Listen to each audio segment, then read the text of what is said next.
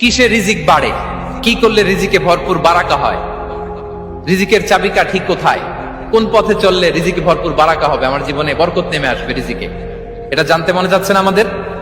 হ্যাঁ, কষ্ট হচ্ছে আপনাদের? কষ্ট হচ্ছে?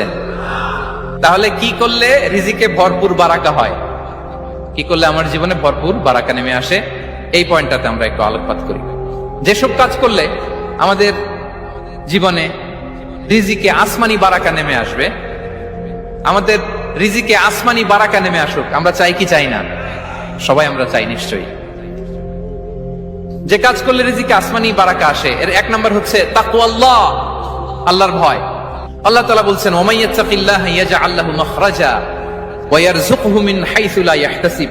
যে আল্লাহকে ভয় করে, যে আল্লাহ সচেতন, আল্লাহ তাকে মাখরাজ, মাখরাজ মানে কি জানেন? ওই যে এক্সিট লেখা না এদিকে, এই এক্সিটকে আরবিতে বলে মাখরাজ, মানে কোথাও আটকাবেন না, বের হওয়ার রাস্তা আছে, কোথাও আটকাবেন না, বের হওয়ার রাস্তা আল্লাহ তাআলা অ্যারেঞ্জ করে দিবেন। You will have the way out from crisis. ক্রাইসিসে পড়লে, সংকট মোমেন্টে আল্লাহ তাআলা ওখান থেকে এক্সিটের ব্যবস্থা আপনাকে করে দিবেন। ওয়া ইয়ারযুকহু মিন হাইসু লা ইয়াহতাসিব, এমন জায়গা থেকে আল্লাহ তাআলা রিজিকের ব্যবস্থা করবেন যে সে কল্পনাও করে নাই। এরকম অনেক সময় হয় না যে আমি ভাবিও নাই যে এখান থেকে আমার রিজিকের বন্দোবস্ত হতে পারে, কোত্থেকে যে রিজিক চলে আসলো, এরকম জীবনে মাঝে মাঝে হয় কি হয় না? ব্যবস্থা করেন কে? যারা আল্লাহ তাআলাকে ভয় করে, যারা আল্লাহ সচেতন, তাদেরকে আল্লাহ তাআলা স্পেশাল রিজিক দিয়ে ধন্য করেন। তাকওয়াল্লাহ। পুরো কোরআনের মূল শিক্ষা কি,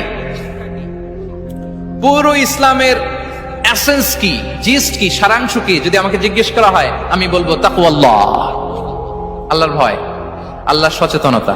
আল্লাহ is watching me, Allah is observing me. আল্লাহ তাআলা আমায় দেখছেন, আমি যাই করি না কেন, দরজা বন্ধ করে, জানালা বন্ধ করে, সব বন্ধ করেও যদি করি, পৃথিবীর সবার চোখ ফাঁকি দেয়া গেল, আল্লাহর চোখ ফাঁকি দেয়া যায়? পুলিশের চোখ ফাঁকি দেয়া যায়, সিকিউরিটির চোখ ফাঁকি দেওয়া যায়, আমার সাথে বন্ধুদের চোখ ফাঁকি দেওয়া যায়, ফাঁকি দেওয়া যায় না একটা মহান সত্তার চোখ। তিনি কে? এই যে সেন্সেশন, অনুভূতি, দিস ইজ তাকওয়া। এই অনুভূতিটার নামই হচ্ছে তাকওয়া, যে আমি যাই করি, যেভাবে করি, যখন করি, কেউ দেখে না, কিন্তু দেখে কে? কেউ যেটা দেখে না সেটা দেখে কে? দিস ইজ তাকওয়া।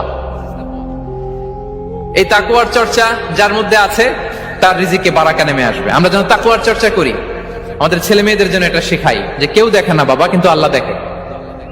ছোটবেলা থেকে যদি আমাদের সোনামণিদের ব্রেইনে এই তাকওয়াল্লাহ নামের এই সফটওয়্যারটা ইনস্টল করে দেই, আর কোনোদিন সে বিপদগামী হবে না, পথচ্যুত হবে না।